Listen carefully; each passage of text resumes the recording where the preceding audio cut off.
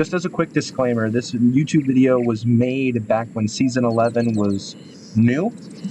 Future updates could possibly have addressed my wishes. I'm treating this video more like a time capsule. I just want to make a record of what I want right now in Season 11 and see if anything comes true in the future. Maybe I'll make a future video going over how much of the stuff I predicted or got my wish granted. And I'm probably going to make this a mini-series because I have a lot of wishes and I don't think I could fit them all in one video, but we'll see. This video is going to mostly be covering guilds and Hourglass. I play Hourglass pretty frequently, as you could probably tell, but there are many ways that I think it can be improved for experienced players and newer players alike. If given complete creative control, I would incentivize shorter fights.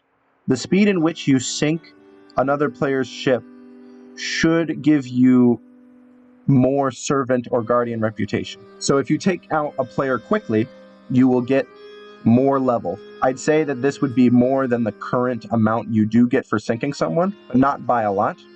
Maybe 50% more if you sink them within 5 minutes, then back to normal after those 5 minutes, and then maybe if it drags on a bit longer, you get penalized. This, of course, would not apply if you sail another player's ship into the border, as that would just make people sail into the border as a strategy 100% of the time, and that would be no fun. Wish number 2, create a matchmaking code, or choose to fight against only players in your guild or friends list. This will make it so you can fight against your friends and help each other learn, but also just have some kind of private battle system. You, of course, would not get any servants or guardian reputation for doing a battle against your guild mates or your or people with the same code as you. There are ways to fight with your friends in Hourglass, but they are cumbersome and feel a bit exploity. So if they just added a way to do private matches, basically,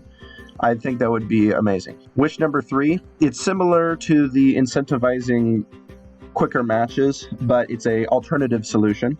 You don't have to do both, but one or the other works for me usually, but both would be good too. So I would add a sudden death time limit. So let's say after 10 to 15 minutes, your wood barrels and crates would not be accessible.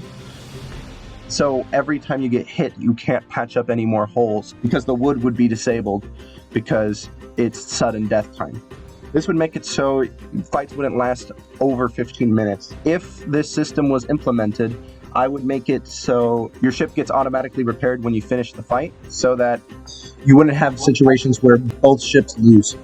I'm of the opinion that by default, it should give you a repair whenever you win, but with this system that I've proposed, it would be practically a necessity. Request number 4 would be a re-queue option after sinking. This would cost you the same amount as shipwright and merchant supplies, and those items would be on your ship when you re-queue, minus the meat and the bait, because the meat and the bait wouldn't help in Hourglass. One of the worst things about Hourglass is restocking your supplies and getting back into the fight. Downtime between fights should not be long, especially if you've lost a fight. Just getting right back into the action is crucial to keep newer players on board and to stop burnout from more experienced players. These are the things I would implement to rework the current system into something that is a bit more streamlined and more fun to play. In a future video, I want to go over some Hourglass concepts, some new modes that I would add for Hourglass, but that is a topic for another time. Alright, this part of the video is all about guilds. Firstly, I think there should be a guild hideout as a reward for getting a certain high level, maybe level 50, maybe level 60, 70, something around there.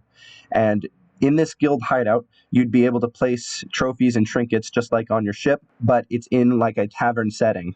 Think the tavern in Port Merrick, but it's exclusive to you and you get to design how it looks. From this guild hideout, you would be able to choose any outpost you wanted to start in. In this guild hideout, I think it would be very cool if other players in your guilds act as NPCs, like in the normal outposts. So someone in your guild would act as the merchant, someone in your guild would act as the Order of Souls member, someone in your guild would act as the shipwright, someone in your guild would act as the Reaper, someone in your guild would act as the Bonesmith, preferably a skeleton curse character, so that all of the shops are in one place.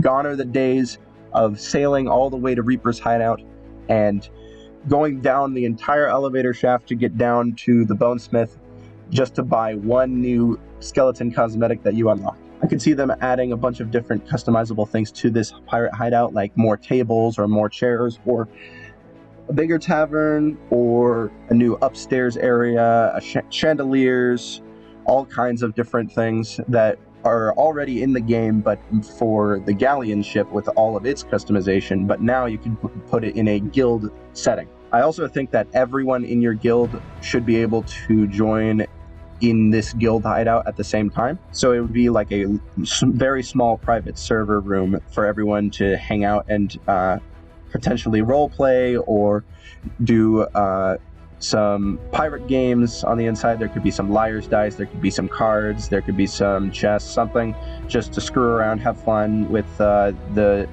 potentially 24 other members of your guild in a setting where everyone could be in the same place at the same time. Two other things that I thought of for how to improve guilds. The current level 100 reward is almost very good. It's a recolor of a different set in the game. I don't remember the name, but it basically has the togetherness symbol with the two hands together, and it has generic copper blue colors to it, which is very cool, but it should really be tailored to how your guild looks and what your guild symbol is. So everyone's guild ship cosmetics for their level 100 reward would look different.